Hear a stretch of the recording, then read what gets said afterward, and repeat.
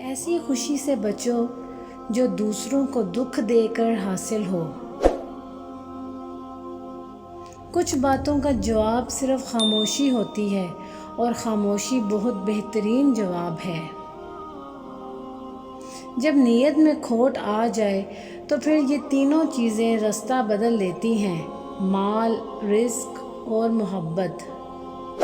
غصہ ایک بھڑکتی ہوئی آگ ہے، جو پی گیا اس نے آگ بجھا دی، اور جو ضبط نہ کر سکا وہ اس میں جل گیا۔ گہری باتیں سمجھنے کے لیے گہرا ہونا پڑتا ہے، اور گہرے ہونے کے لیے گہری چوٹیں کھانی پڑتی ہیں۔ دولت کی اصل خوبی یہ ہے کہ وہ انسان کے پاس ہمیشہ نہیں رہتی، اور اگر رہ جائے تو انسان نہیں رہتا۔ برا آدمی کسی کے لیے بھی اپنے دل میں عزت نہیں رکھتا، کیونکہ وہ ہر کسی کو اپنے جیسا ہی سمجھتا ہے۔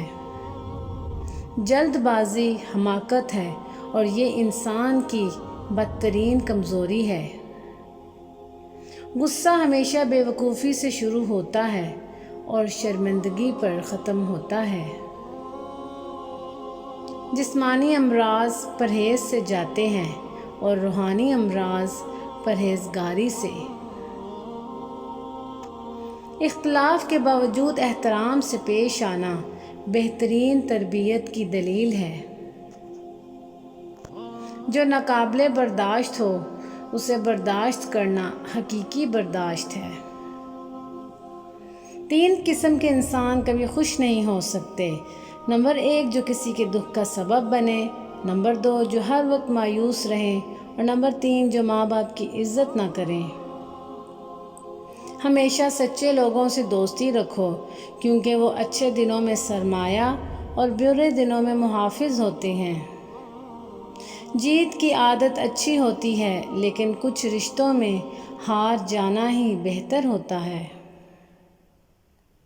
غلطی ماننے اور گناہ چھوڑنے میں کبھی دیر مت کرنا، کیونکہ سفر جتنا طویل ہوتا جائے گا واپسی اتنی ہی دشوار ہوگی۔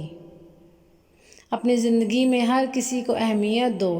جو اچھا ہوگا وہ خوشی دے گا، اور جو برا ہوگا وہ سبق دے گا۔ جو ظلم کے ذریعے عزت چاہتا ہے، اللہ اسے انصاف کے ذریعے ذلیل کرتا ہے۔